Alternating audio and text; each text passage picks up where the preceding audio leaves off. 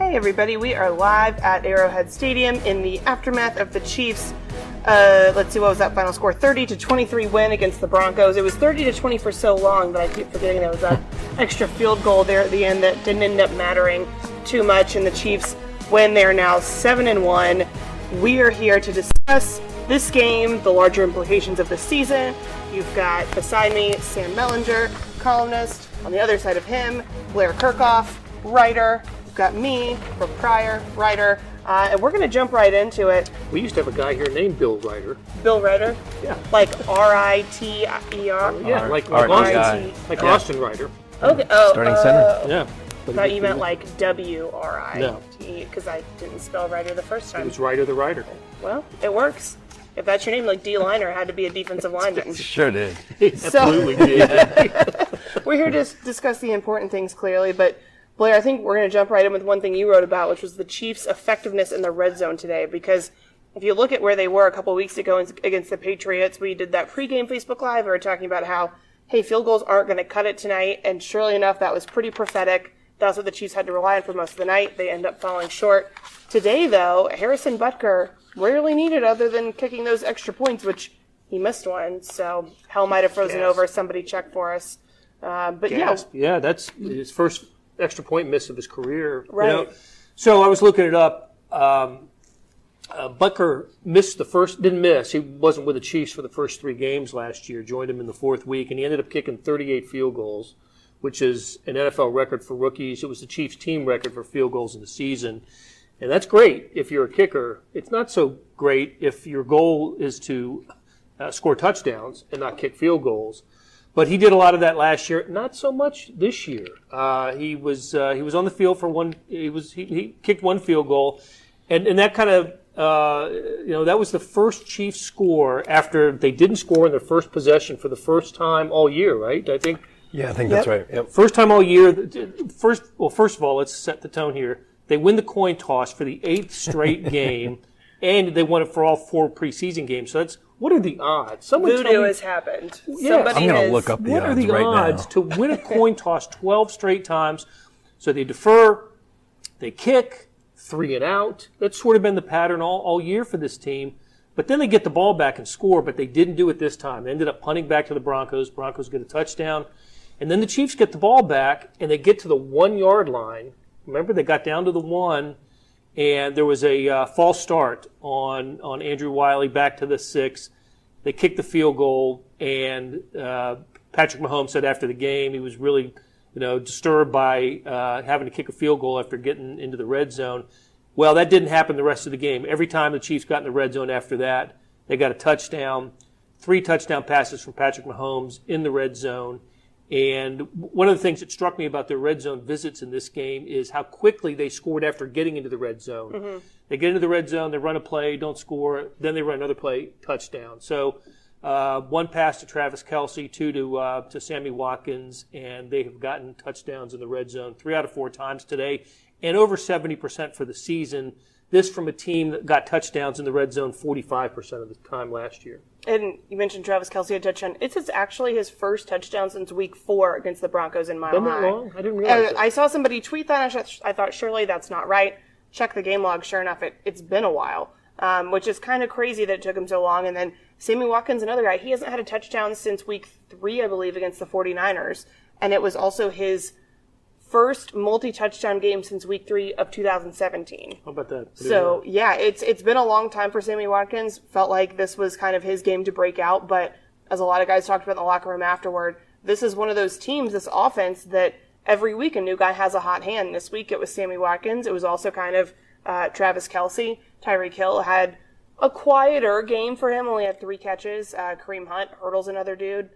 It was just another one of those games. Sam, what did you see? What did you like about what the Chiefs were doing in the red zone? I'm going to give up on finding the odds. I'll do that later. Someone let us know. Just let us know. We'll get that to you. I thought that it was they didn't close the game out the way that you would want. Like the old foot on the throat kind of thing. They didn't really do that. Check that out. Punt to end the 4 game. in a row. Justin Colquitt got a lot of work in. Following an interception. So, but other than that, I just thought this was in some ways and in many moments the best version of the Chiefs' best version of themselves. And what I mean is the offense was going up and down the field after some early struggles, which is kind of uncharacteristic. Kelsey had a drop, Watkins had a drop.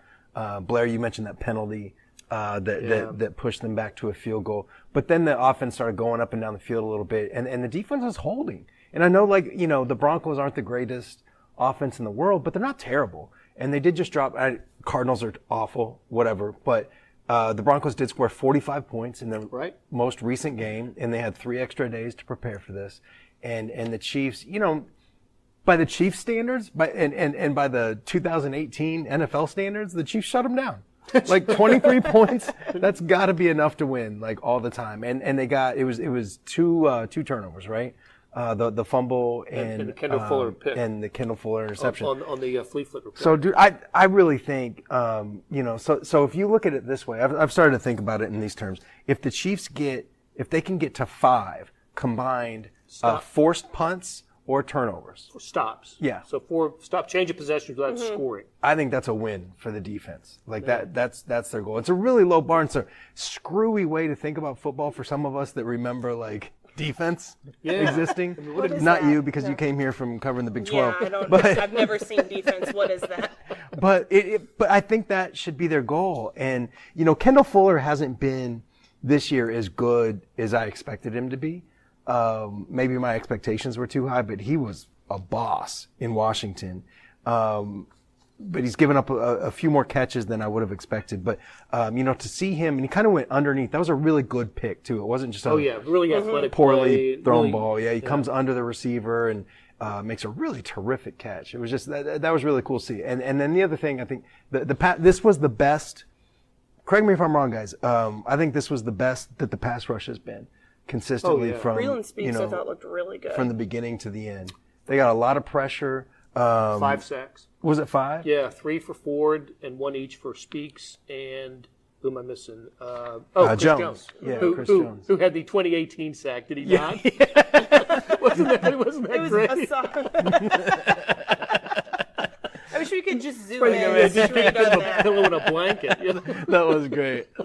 She tucked him right in. Yeah. But you know what? That's what you got to do. And he ran off, and he was still hype about it. So no flags. Yeah. It worked out pretty well. I mean, I thought Breland Speaks looked kind of a little rough in the beginning. He was exposed. He looked a little slow. I thought he was a little slow early on. It seemed like his speed caught up with him. Like he figured out, okay, I need to shift it into another gear, and then he had the sack and then had the fumble recovery on D Ford's strip sack.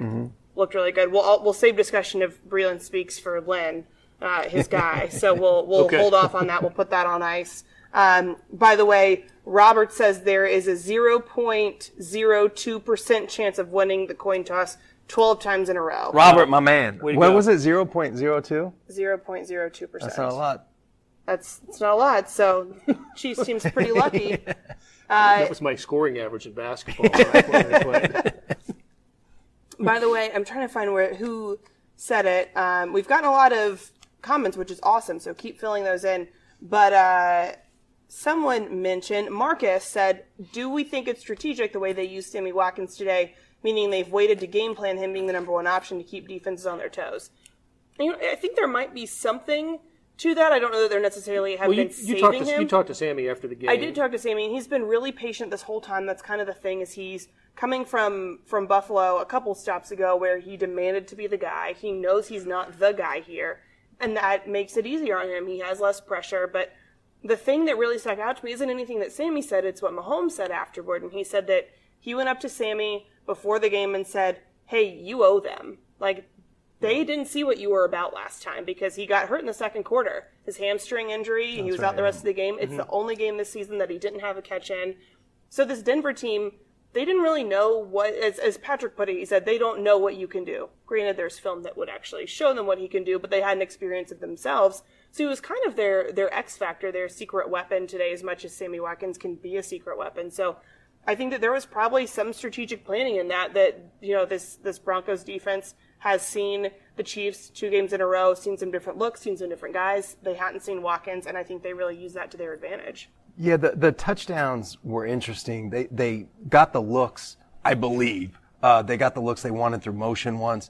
There was the first touchdown They got him isolated on a linebacker somehow. Yeah, and that only happens if you have Travis Kelce and Right, Tyreek Tyreek Hill Hill. and Kareem Hunt. How do the Broncos let that happen? Yeah, that that's was pretty inexcusable. And the way that play developed, it was kind of cool. Like it almost looked like Watkins was there, and he's like, "Huh, linebacker," and Mahomes was dropping back, and he's like, "Huh, linebacker," and he just like kind of let him. Little spin move, and it was wide open. I've made this point before, but I think it's especially worth making again after he has 2 touchdowns, one for 10 yards and one for 12, I believe, right? Yeah. Anyway, one of the reasons that the Chiefs really targeted, and remember Brett Veach said one of his first calls when he got the job a year ago was to then Buffalo about trading for Sammy Watkins. And they couldn't do it with the draft picks. So, they targeted this guy early. And one of the primary reasons was he's really good in the red zone. He's really good in the red zone. Because he's tough. Yeah. He's strong. Good after their catch. Good yak. Yeah, good yak. Guy. And he's not huge, but he's kind of a bigger body, certainly bigger than Tyreek Hill. And in that way, he's a compliment to Tyreek Hill, who's, great sort of between the 20s, with the speed and everything, not the best in the red zone.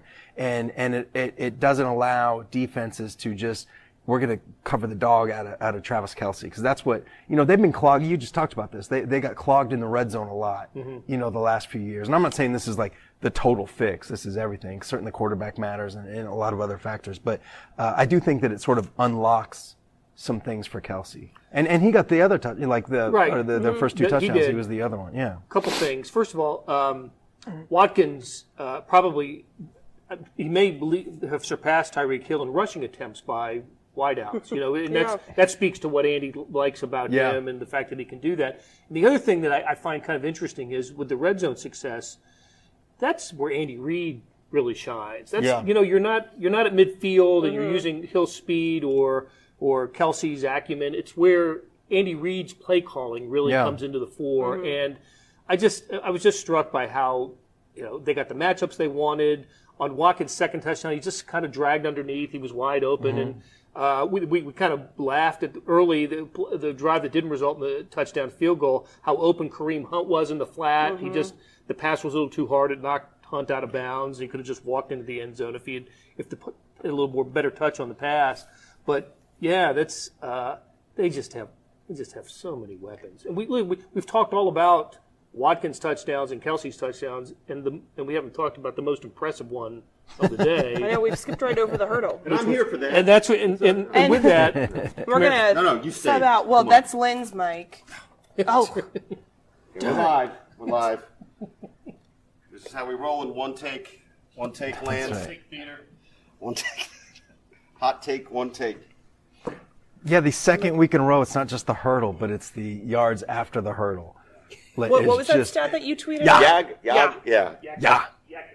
I failed to make use of that stat, but come on, man. I believe you will have it in the seared into the NFL record-keeping system soon. I saw somebody on Twitter said it's his 3rd hurdle of the season. I just remember the 2. I'm not sure. I don't doubt there was another one, but I just do believe these 2 were so just remarkable, ridiculous for the Yag. Yeah. Oh, is it a silent yard after? Yeah, you're right. Where's the G coming from? I don't know. Yards because after it's before H in the alphabet. Hurdle. Did you write the hurdle? I kind of did. Yeah. You kind of gave way, left an opening. It actually worked out better. This is what we call too much inside baseball, but in the process, as we like to call it, we try to go downstairs with an idea, but during a day game, this is why we like day games, you can have a little flexibility. You can play some read and react defense. You can check in with your teammates, see who you're rolling over if you want to do something, or who you're just going to, take the life out of by asking if you can do it. Anyway, we usually work it out. The process is what we call it? Yeah, the writing 2.0. process? The cluster, I know. Yeah, that too. It was a cluster of a process. Anyway, so I did get into that, but the reason I really felt the need to bound on the stage, if that's what we call this, is that Blair was talking right about something that we said it so many ways, and I don't know how to say it any better than Sam has said it, or Brooker said it, or Blair has said it, but it bears repeating in a new way. It is ridiculous the amount of things they can do. And I really do think it wasn't just Kareem's hurdle. In fact, I got into that less than the notion of what Andy's facing 4th and 1. He's really thinking about kicking a field goal. Then he's just like, and I think this is kind of how he did it. He was replaying it for us. He just goes, why would I do that? I mean, he didn't say that, but that's what he meant. Yeah. And There is an element of that, yeah. and then he added, almost with a sinister touch, he said, I had a play I liked. Yeah. It's like, oh, you did, huh? Yeah. And we had some options. Yeah. And I would submit that, how are you going to stop that? You got to have 2 or 3 guys that you're thinking Tyreek Hill's. He was in the backfield on that play, Yeah, right? Yeah. He fakes a pitch to Tyreek Hill, Yeah. the most elusive man in football, and really it wasn't the no look pitch, but it might as well have been because it was. He knew where he was going to be. All he had to do, he just glanced to make sure. So it was that fast. Yet another variation on the the backfield in motion, pop pass, whatever you want to call that stuff. Anyway, I just thought it spoke to the mindset of this team, mindset of the head coach who knows there's something special, can't help but smile when he's talking about that abundant reality. And look, maybe you guys started off talking about this, but the sky's just the limit for this team, especially with a couple of these young guys on defense. This is our cue for Lynn. Maybe you're not writing about it today, but I'm just going to throw it at you anyway, since I'm taking over the show. Brooke, I'm sorry. You're the new host. We see these I've young given guys you my duties. kind of emerging a little, right? I mean, did everybody feel like that today? On defense? Yeah. Yeah. I thought it was like, well, I yield the floor to our Breland Speaks insider, but I thought it wasn't just a sack. I thought he was good in some other ways too today. Yeah, he was good. I think when you talk about the rookies, I think I wrote this after the New England game, just how many of those defensive rookies, well, almost all the rookies are really defensive guys, but contributed in that game because you had Speaks start, you had Noddy start, you had Traymon Smith with the return. And basically you had all those guys, plus Dorian O'Daniel's now in there regularly. Ben Neiman had to come in late in the game because Hitchens got hurt. That defense is, that was one of those big things we talked about, I think, going back to training camp, right? Like the offseason was all, Brett Veach's vision for a younger, deeper defense. And, one offseason, you can't really change the whole thing around. Not that they really wanted to change the whole thing around, but the guys they brought in are starting to contribute halfway through the season. Tano Passigno is not a rookie, technically, but he's sort of a redshirt freshman. And that may have been the best play that he's made as a professional. Reading that run to his side and not getting sucked in like guys do sometimes. And just shedding, and I can't remember if it was a tight end or a tackle, but shedding his blocker and then that was a difficult tackle.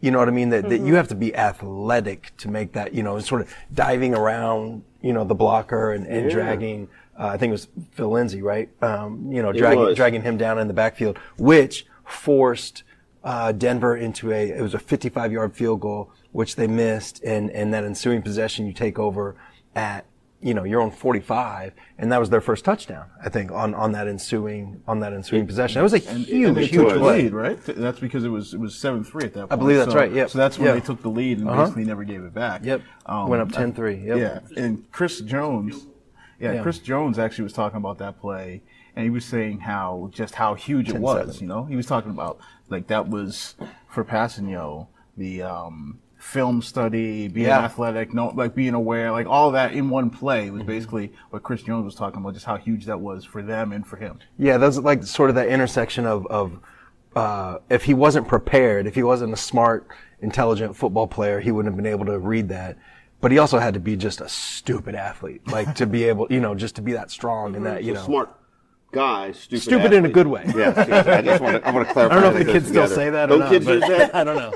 Shut up. No, they didn't say that. Talk to the hand. I actually had somebody do that to me once. It was infuriating. Recently? No, it was about 11 years ago. Oh, that makes sense. That was about Wow. It was 11 years ago. Wow, that must have really hurt. Oh, it's the whole long story. Not but 10 years ago, not 10 or 15, not a while ago, 11. Well, But it feels like it was yesterday, Halloween 2008. It wasn't Halloween, but we took some nephews to one of those big pizza places with games, and this woman cut in line. and I explained to her that was disappointing to me. And she actually said, "Talk to the hand. I'm in front of you now." That's incredible. Have you ever used that line yourself? I was as mad. Really, I had to walk away to not show my nephews my fury. That's amazing. You think you were I'm as so mad glad as... that story came out. I'm sorry. Anyway, but back to the Chiefs. Well, I was going to bring it back to the Chiefs. I was going to say, were you as mad as Tyreek Hill was during that little scuffle they had on the field? Yeah. Hey, Because so he was fired up. I'll tell you something. He was fired up so much that it made me think it was something more than physical. It made me think some words, choice words, who knows what they would have been, but no point in speculating, but it was that kind of thing. But also it's worth noting, before, who was it, Brock? Threw him down and jumped on him and seemed to be like doing that. I didn't see any contact from Tyreek that would have been instigatory, if that's a word. Brock instigated it. He was even on the running- play. yeah. And I don't know, it wasn't. Did he get called for a Yeah, penalty on that Brock play? got called For for holding. on that play. Early on the play. Yeah. And then, but they re-engaged later. I mean, he held him at the line, I guess was the call. But have you talked about Tyreek overall yet? I mean, have how he not. left the locker room? We have not. We forgot to mention that, or we were waiting for you because that's your you're, boy. you're the Tyreek Well, reporter. look, I would say this. We're concerned about his groin, of course, and in a sense, he left the locker room in bubble wrap. It was a sumo outfit that I would air. assume would be protective.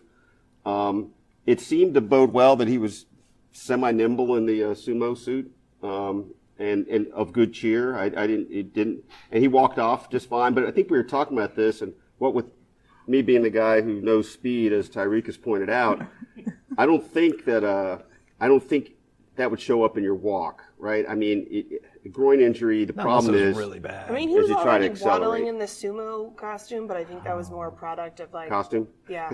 I mean, I don't know how much was like a groin injury and how much was the sumo costume. The fact he was going back and forth like this when he walked out, you don't think that was a groin problem? I don't. There were a couple things about that play too that stuck out. The return when he got hurt? The fight. Oh, the fight. the Sorry. fight, yeah. Is one, how quickly, led by Kareem Hunt, and it was right in front of their bench, but still how quickly guys got right there. And then on the sideline, Andy Reid, arm around Tyreek Hill's shoulder. And then the third point is that play didn't go to him, but I think that play was designed for him to get a touchdown. It was a play action pass. Hill was going deep. They had it covered, so they didn't throw it. But I think Andy tried to get him a touchdown because that happened. And it's just, people like us can way overstate these things, but I do think that this team gets along together. I do think they have a good chemistry, that they care about each other, all those things. And look, maybe that's really easy to do when you're 7-1, right? Right. But I do think that that's there, and it hasn't always been like that. Look, honestly, with this franchise. Well, you've seen the darkest of days, but I mean, I would say this looks even in the 5.5 years I've been here, this looks a tier above that way. And you're right, it's chicken and egg a little bit on the record, but we've seen this kind of record before, and probably if we were sitting here right then, we'd say, oh, really good chemistry. But I feel like it's palpable with this group. I feel like it's a room that really likes each other, and I think it matters, and I think it all goes together. I think they are so exciting to watch, and part of that is the fun they have. Yeah. By the way, looking back at some of these questions, speaking of Andy Reid and the offense, Adam wants to know, are we not concerned with Reid's play calling getting too conservative with over 4 minutes left in the game? Did you guys really break down the play selection? I mean, Andy went ahead and jumped on that, I could have put him in better positions, which is what he's always going to say. But isn't it a case where if you just make the plays work a little bit, then it looks a little different? That interception, wasn't that during that time of game where we're talking about him getting too conservative? Well, that was earlier in the fourth quarter. Okay. That was between 13 and 12 minutes left in the fourth quarter. So, I mean, is the idea that, you think middle of the fourth quarter he got too conservative with a 10-point lead? Is that kind of the nature of the question? Yes.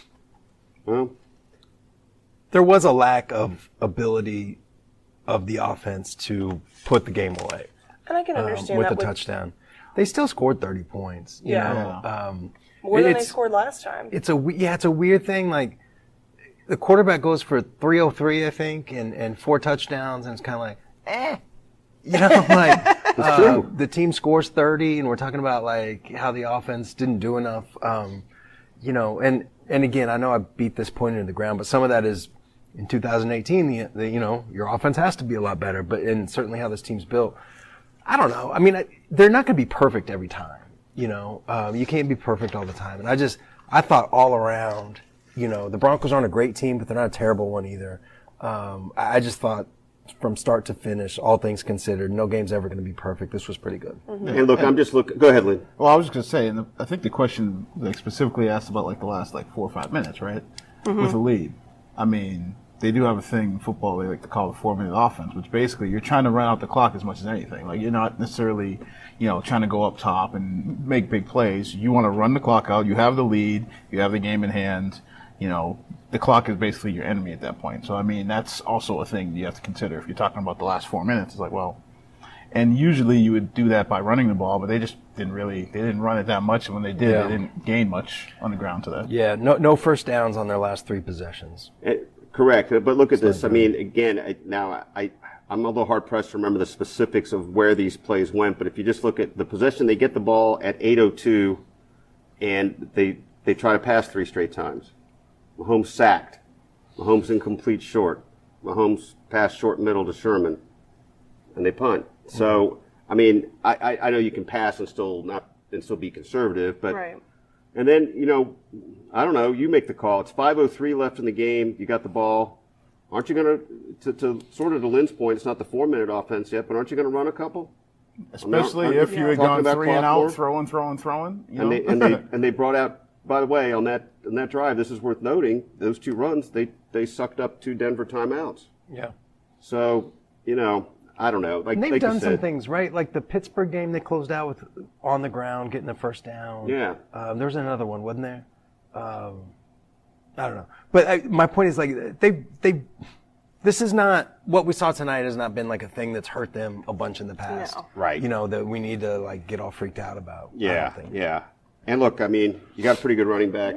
Yeah. You know, maybe it's okay to give him the ball a couple times. Yeah. I don't know. I don't feel sour about that. Yeah. Well, both Don and Barbara have about the same question. Is Denver the best defense that this team is going to face this season? No. And can anyone replicate what Denver's going to do? Baltimore. The Ravens probably have the best defense in the league, right? The Rams have a ton of talent on that side of the ball. I don't know if they're the Browns best. defense doesn't actually suck. I mean, Yeah, it's not. they've got some guys. It's not like They got some stellar, guys. It but doesn't it's, suck, folks. It doesn't suck. that's my endorsement Yeah. of the Browns defense. I mean, but they get a couple turnovers a game. Yeah. So no, the Ravens are the best defense, you know, statistically and some other ways, the best defense in the league. I've got to watch the tape or whatever. That's obnoxious, but you know, to figure out like kind of, cause like watching Sam and live. Andy are going to go do tape studies. I didn't together. see. Did you see like what? I didn't see anything like strategic that really jumped out at what they were doing. Not that jumps out. I mean, it seemed like they were able to put pressure on Pat early, like in that first quarter where they only had the field goal, and you know, it didn't seem like they were just not quite in sync a little bit there early on. But I couldn't tell you specifically. Yeah. But you mentioned Baltimore, and I'm thinking like, didn't they have a game? Was that last week where they had like 11 sacks? I mean, so you talk about defense, especially putting pressure on Mahomes, who you know is obviously going to be most teams' focus. Baltimore looks like a team that can do it, and you mentioned the Rams again too. I mean, I didn't even see. How did that game end? The Rams won. The Rams did win that. Okay, but I mean, they've got guys on that line, on that front, who, you know, they'll get after you. Yeah, Aaron Donald's They've got- great. yeah. Yeah. Well, let's look at the Chiefs' defense. We've had a bunch of questions about that. Ron Parker has been brought up a lot. He's a guy that, at least early on, was a little bit of a liability. He was the reason that the Broncos scored the touchdown there in the last seconds of the first half. Are we sure? But I thought that was Scandrick's fault. Well, this is my question. I saw a lot of we referred to our Twitter medical degrees last time we got together. Now I'm also going to refer to the Twitter defensive study degree. Like I saw a lot of people certain that it was Ron Parker's fault on that. I wouldn't say it was or wasn't, but but one way or another, it's up to them both. I mean, even if it was one guy's responsibility, somebody's got to communicate there. I mean, so he was slow getting there.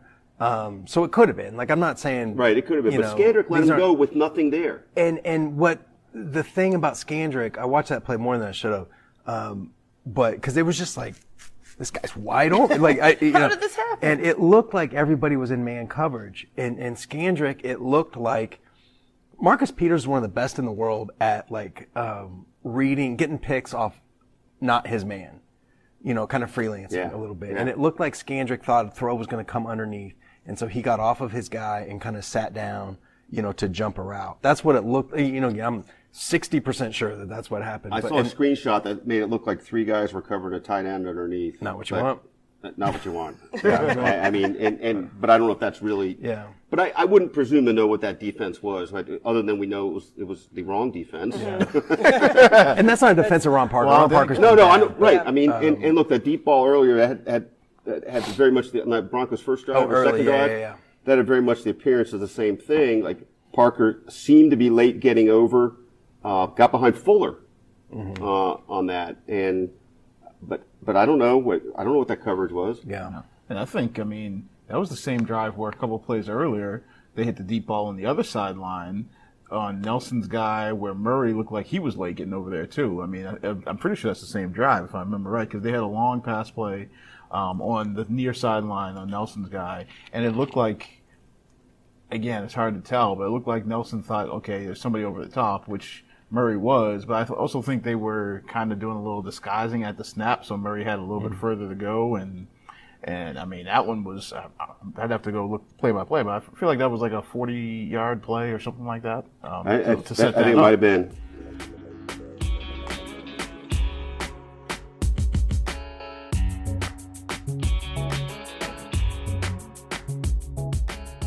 Hey, it's Blair Kirkhoff, and if you're listening to this, you love Kansas City sports, whether it's the Chiefs, Royals, Sporting, Mizzou, KU, or K-State.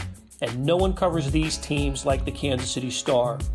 If you currently subscribe to the paper or have a digital subscription, thank you for your support. And if you don't, here's a great offer.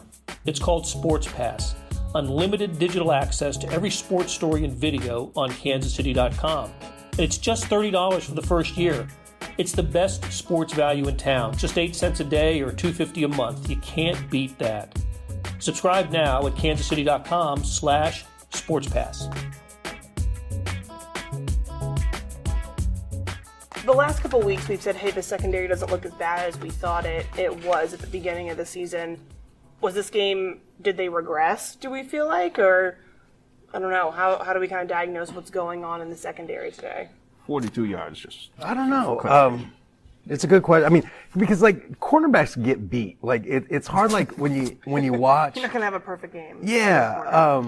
You know, when you think about a corner, you think about the plays that he got beat on, right? And by the way, Steve Nelson, nobody has given up more catches on just like really good coverage than Steve Nelson. That one down the left sideline, you know, with who was the receiver on that? Was that Sutton? Oh, because it was a bigger receiver, at least who went up and got it. Right? Yeah. I mean, like it was like a leaping, almost like back shoulder, like, you know, it was really good coverage. And, you know, Steve Nelson gets knocked for 30 yards or whatever on that play. You know, we kind of tend to remember the ones they got beat. And you don't remember the ones where they had really good plays unless there was an interception like Fuller.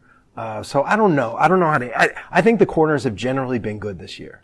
The safeties have generally been a train wreck. And I think that was probably true today, assuming that play, even assuming that play, if I'm right, which, you know, that was Skandrick and not Parker. You know, one thing that's interesting, though, that a couple of people have mentioned is that Eric Murray seemed that he played way more than Jordan Lucas today, which is interesting given that Jordan Lucas, I felt like, had 2 pretty good games, and Eric Murray, it almost seemed like Jordan Lucas had taken his spot while Eric Murray was injured, but he was back out there playing a significant amount today. Just thought that was an interesting observation. You know, What's interesting.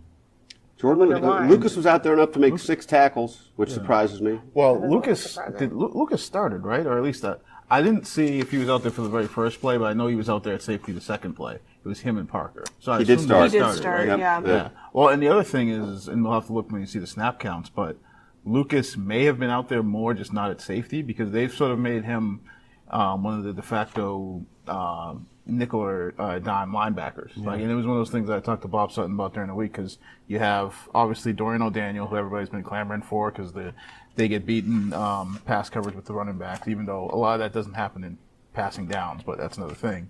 But the other guy who's playing a lot in that role is Lucas. Lucas has played, like, there's been times when the two of those guys are the two linebackers in passing downs. I wouldn't be surprised if Hitchens is out for any extended period of time if we see more of that. And because Lucas is just one of those guys that they're moving around to try and fit different roles and keep him on the field. I think that's a good segue. Anthony Hitchens, he has a concern. He left this game early with, I think the official word was he took a helmet to the ribs, but I'd seen people tweeting that he was playing hurt for most of the game, that he was already kind of struggling. I think he was on the injury report last week. That was I want to say that was a groin. Different, yeah. Yeah, so it Lower- seems like it lower was leg, a different injury. I tell you what, though, boy, in a weird way, I was glad to know it was ribs. As much pain as he looked like he was in, coming off the field, he could not stand up straight, which, with these rib things, you can see it can be hard to breathe. Right. And I don't know if that's what you would want from a standpoint of, when he would return sooner, but from I don't know. I just worried it was something else, something really debilitating, and hopefully it's not that. It Right. looked bad. It looked It really did bad look at the bad. moment. What happens if he can't go? We've had some people ask, is Dorian O'Daniel the guy that gets to start for him? Is it going to be Ben Neiman? We saw Ben Neiman a little bit today. What's kind of the contingency plan? And somebody else asked, where do the Chiefs get linebackers? Which is a good question considering Hitchens left early and Zombo left early with a hamstring strain. Linebacker tree. I was thinking about that too. It's, I mean, it depends on what they want. If they want to keep doing what they've been doing, then Neiman is sort of the plug and play guy. But if they want to change what they're doing a little bit, Dorian O'Daniel could play, but that would mean doing, Dorian O'Daniel's not really an inside linebacker. He's kind of a little bit of a hybrid. I would imagine those are the two options. Our producer, I believe, was looking up earlier how many snaps Ben Neiman had before today. Did you get a chance to? 9, I think, 9 defensive 9. snaps. So yeah, And then just a couple today. Yeah. Oh, that's right. They got the interception, Fuller's interception was on the second play after he was in, something like that. And anyway, so yeah, I don't know. I don't know that they know the answer. Mm-hmm. It was a groin for Hitchens. I had to just look It was, up okay. what he was on the injury report for. Yeah. And I'd say, it's hard to tell right now, but I would think Neiman, just because I don't think O'Daniel. Well, I don't think they think O'Daniel's a 3-down linebacker. He's a passing guy. He's a guy who, I talked to him this week, and he flat out said he more played almost like, if you believe it or not, Kendall Fuller than a linebacker at times in college. Like a nickel guy who's over the slot, not playing in the box. Mm-hmm. And linebackers coach Mark DeLeon said there were games where he played entirely nickel. There was games where you saw him a lot in the box and talking about him in college, but there were games where he played entirely nickel. So, and with a guy who's a rookie, I don't know if you take that and say, okay, we're going to plug him in middle of the defense for 3 downs for an entire Good game. luck. I just don't. I'm guessing, but I don't think so. I think it's probably Neiman. You probably still use, those guys in the passing downs, O'Daniel, and again, Lucas has sort of slid into some of that role too. So that would be my guess if Hitchens isn't, out there. Sam, you wrote a lot about D Ford. Someone asked, is he a liability in the run defense? I think he's gotten better there. He's not like Justin Houston in the run game, but I think he's gotten a little bit better. He still chases sometimes when he shouldn't. He still does some of that stuff, but certainly the balance is way on the side of his pass rusher ability now, because that's gotten so much better. All 3 of his sacks were on speed rushes today, but I think part of the difference, part of why I think this is real and not just a contract year thing, is he's more well-rounded. He used to be just sort of like speed and that was it. And if you just pushed him a little bit, he couldn't, and now he's stronger. He can fight through that block a little bit better. And he also has an inside move now that's gotten a lot better. He bull rushes sometimes, to knock a guy back. He's had sacks lined up against, each side of the line. He's had the sack in LA. was an inside, he was lined up sort of like a nose tackle almost, like, just lined up over the left guard, if I remember right. He's just a much more like well-rounded guy. They're going to end up franchising that guy. There were a lot of people that were, I don't know, they haven't asked anybody, but I imagine that's the route they're going to go. It protects you. It's just a 1-year deal. There were a lot of people upset that the Chiefs did the fifth year, right? That was $8.2 million for this season. And now I think they're going to franchise him. He's crucially important to what they do. By the way, one quick. Oh, go ahead. I was going to say, what was he like when you talked with him in the locker room afterward? He was a little subdued, especially by like the D Ford standard. Like you were there too, Relinda. Like he's engaging. Like he'll answer questions and stuff, but it wasn't like sometimes you get that like goofy, like smiling, wants to have fun D. But that wasn't that tonight. I don't know if he's like consciously, okay, you got 3 sacks, don't act like the star kind of thing. But he was great. Like on a normal athlete level, he was fine and passable and for sure. But on the D Ford level, he was certainly a little subdued. Let me pick up from that point you're making, which I wonder about this. I gathered from some tweets I saw that maybe the question of contract year even came up with him. Oh yeah. If I'm an athlete, I resent that implication a lot. Like, oh, you're playing hard because now it's really you means want to something. get paid. And yet I understand the notion, and our dear friend Therese Paylor, the contract year is undefeated. I get Therese's point, but I do think that if you have pride as a professional athlete, somebody suggesting to you that, well, this is now when you're really going to get paid, it really matters, and now you really try.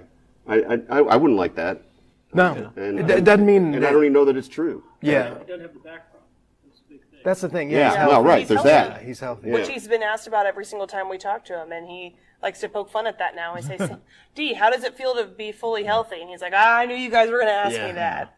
Which, In his last healthy season, he had 10 sacks. So this isn't like completely out of the blue or whatever. But the other thing that I think is different is he's more consistent. Like the early part of D was kind of marked by that game. You guys remember like the Chargers game? What was that, like his second year maybe, where he had like 4 sacks in the play against, Is it San Diego? Yeah. Here? Yeah. Yeah. The play against the And the end zone stop. the little running back. Breakup. Yeah. Yeah, in the end zone, at the back of the end zone. Yeah. Just dominated. The Chargers were on their like third string tackle that was trying to block him and stuff like that. But my point is like there were bursts of D, but then he would disappear for a long time. Do you guys know he's had sacks in all but 2 of their games this year? No?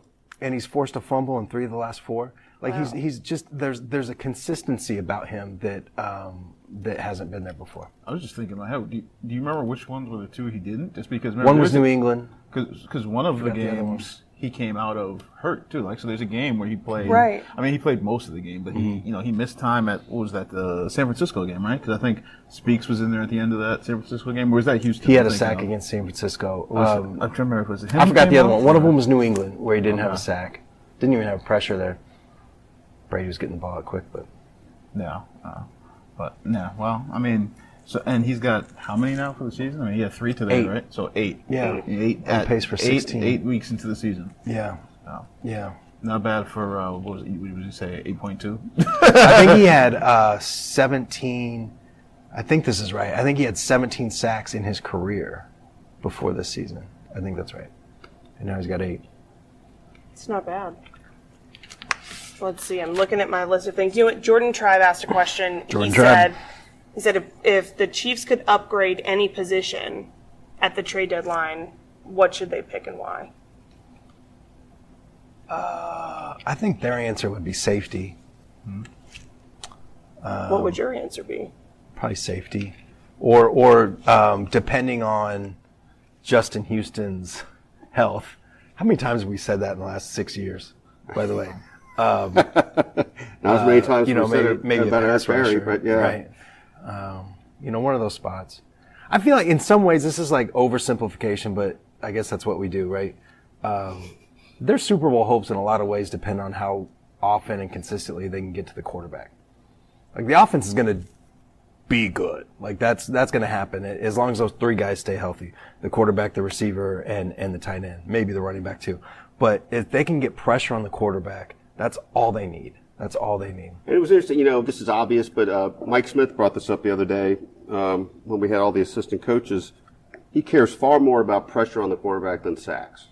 And it's true. I mean, it's self-evident, but and certainly that was the case today, and they got the sacks. Yeah. Well, I think D said, I'm trying to think, it might have been one of your questions where he was talking about there's times where he wins, he doesn't get the sack. Yeah.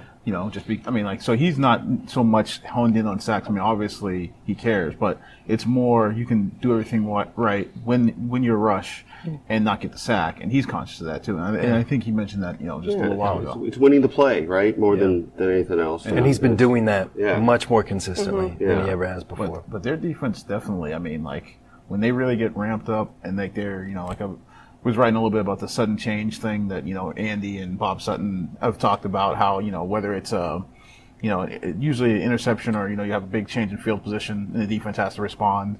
I mean, so they did it against Jacksonville, was a strip sack. They did it today, strip sack. Against the Bengals when there was a turnover, it wasn't a turnover that they forced, but they went 3 and out, and it was the drop for a loss on the screen by O'Daniel, and then there was a sack by Jones. So the pass rush is a big part of that, being able to respond and be able to come up at those moments. Totally. That's when you see the guys Jones, D Ford, whether it Speaks, whoever come up is in. It's obviously in the pass rush is where it comes up the most. And look, you got into this a little bit, but one side thought here too is you can't make a case this is a good defense, really, in any way. But look, so 3 out of the last 4 games, 20 points or fewer. Is a disaster in between at New England, but I mean certainly, 23 points or fewer. Actually, 4 of the last 5. 4 of the last 5, yeah. I think they've gone. They probably 20 NFL teams gave up more points today. You like your chances that they give up 23 points a game, right? They should go undefeated. You like the chances they give up 28 a game. Yeah. 43, not so much. If they give up 23 points in every game the rest of the year, we will have a parade. The only team that's held them in the 30 was these guys, right? The first time. Yeah. And there's 27. Hung 30 on them today. Yep. So I mean, I'm not saying they're going to do that all season, but like you said, if you're betting on it, you say they're gonna hold teams to 24, 25. You betting on a win. We've had a bunch of questions about injuries. We've given some updates of guys off of today's injury report list. That'd be Frank Zombo with the hamstring, Tyreek with the groin. Who am I forgetting? Zombo. Hitchens with the rib. How did I forget that? But we've had a bunch of questions about Daniel Sorensen. Is this going to be the week we see him? He was in the locker room today. I think he was out on the field for a little bit. I believe the earliest that they said we might see him is against Cleveland this coming weekend. So everybody be on Daniel Sorensen watch. As for the other guys, Justin Houston, we don't know. Mitch Morse is going on 4 weeks with the concussion. Is that right? Lost track. I thought this was his third. Well, New England, since New England. Yeah, right. So he missed 2 games. Yeah, so he came out of the New England game, and he's missed the next 2 games. Yeah, hasn't finished the last 3. And he was in the locker room briefly, right, on Friday, I think. Didn't you see him? Yeah, we did. We saw him. He was Friday. in there for a brief moment. So I think is an encouraging sign that he's not sitting in a dark room somewhere. Yeah. So. Well, it does be doing that. Look, I do assume that's encouraging. I mean, but I guess it doesn't tell us enough that we can say we know anything. And you wrote a little bit about the offensive line, Ryder and Wiley.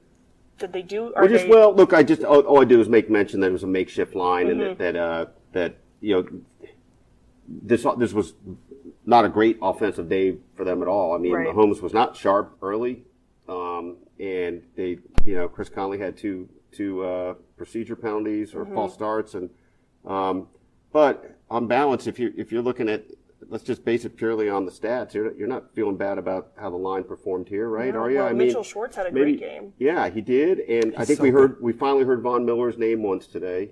But we didn't hear it last game. No. Yeah. And I think it was actually Jeff Schwartz tweeted in the middle of the game. It only took 5 games for Von to finally beat Mitch. Talk about your brother's keeper. Boy, he's yeah. So I mean, I'd have to look at the tape that Lynn and Sam will actually look at. Maybe Brooke will too. But I'll take a peek at. But I don't. Maybe they wanted more yards per carry for Kareem. 50 yards on 13 carries, I think it was. And maybe you feel a little different about how the game ended if they managed a first down or two with some of those carries. But, I mean, I assume Denver expects the Chiefs to run at that point, and it's what it is. So I don't know. Certainly nothing to be embarrassed about, I don't think. No. Seems like it's okay. I had a friend texted me a little while ago, like, a year ago or any time in the last 5, 6, 7 years, you scored 30 against Denver. People are just out of their minds with joy. And this is like, well, it's too bad they didn't do so well offensively. Never mind, the quarterback had 4 touchdowns. Yeah, that's wild. 300 yards for the 7th consecutive game. Look, how about that number? And the 26 touchdown passes now matches Alex Smith's all of last season in 8 games. Do you guys remember? And I know we were smart not to commit to writing this down anywhere, as you brought up today, but I do believe we did a preseason prediction on touchdown to interception ratio for him. Well, we did touchdown, interceptions, and yards. And yardage, right? okay. And I'm almost sure he's knocking on, if not past, what I had guessed for touchdowns. I think yards, I had him somewhere close to, it was in the low 3, like between 3,000 and 4,000. It was close to 3,000, I think, and that he might blow past that in another couple of games. And the interceptions might be the only one that I'm somewhere in the ballpark, just because he's had a sort of a flurry he's got 6 now in the last 4 games. I think that's right. Last 4. He's had at least Jacksonville, one New game. England, the Cincinnati, and this one. So it's 6 in 4 games, and I'm trying to remember what I said. I think maybe 15 or 16. I think I was like 34 TDs and 15 interceptions, something like that. I don't know who the outliers would have been on this. Not you, actually. I think you were. Yeah, I don't remember it all. I remember doing it. way too many interceptions. I don't remember how many I guessed. Maybe 20. Not over. That's true. There's still time, everybody. Don't worry. Yeah, I think Blair was more closer to me in terms of a little conservative on at least the touchdown interception numbers. But yeah, he's cruising past a lot of those touchdown numbers that we had guessed. Well, anyway, we'll see what it becomes. But that is, I mean, we are at the halfway point, and of course, we were looking at this earlier. The Chiefs' record for touchdown passes in the season is 30, set in 1964 when they were not even in the NFL, when they were in the AFL. So the Chiefs' touchdown pass record in the NFL is actually 28 by your man Elvis. That is like Steve Balboni's home run record. It is. You know what? Steroid I era sense a column there. Don't use stuff. up too much of this right now. You just, how is your franchise touchdown record is from the 60s? I don't know. What are we doing? I don't know. Well, I think it's going to be shattered. Hey, Right, but- you don't pick a quarterback in the first round since, what, 83? Yeah. How did Trent Green? Yeah, Right? Trent had 20. I think Trent had I guess 27, 28, 26, 27. I don't have it right in front of me, but a couple times, knocking at the door. I guess like Priest Holmes was scoring 1,000 touchdowns every year back then. He was like ruining fantasy football leagues for a couple of years. It was just... Man, well, you know what? On that note, we've been going for a little bit. I don't know why. I know we're not after dark, but for some reason, I'm just exhausted after that game. I don't know about you guys. Maybe it's the timing of today just feels weird that we started work a lot earlier. Normally, we would not even be at halftime of the game. So this is kind of strange. So we're going to... Clearly somebody did too much birthday celebrating. Yeah, that's exactly what happened. I'm exhausted. I need a nap. Happy birthday, Brooke. I'm ancient now, so I'm going to go home and I've already missed the K&W special, so I'm just going to eat leftovers and Well, at least you didn't napped at Sunday Night Football. have happen what happened to old friend Maria Torres, who was 26 at the start of that 18-inning game that she was covering the other night. Yep. Turned 27 during it, or well after it. Yeah. Or with plenty of time to go, I should say. Yeah, I'm happy to not ring in my birthday that way. No, I was okay. asleep at midnight, so Really? I slept through my birthday. Yeah, I'm not crazy. So, on that note, we're going to get out of here. These guys will be back with you later this week for Facebook Live. I will be out on assignment, so I hope that you guys can hold down the fort without me. I know it's going to be so difficult. I will be back on Sunday, a week from now, from Cleveland, so get so excited for that. But until then, you can follow all our work on Twitter, on kansascity.com, on Facebook, on the app, in your paper every morning, you name it, you can find it there. We'll catch you guys later.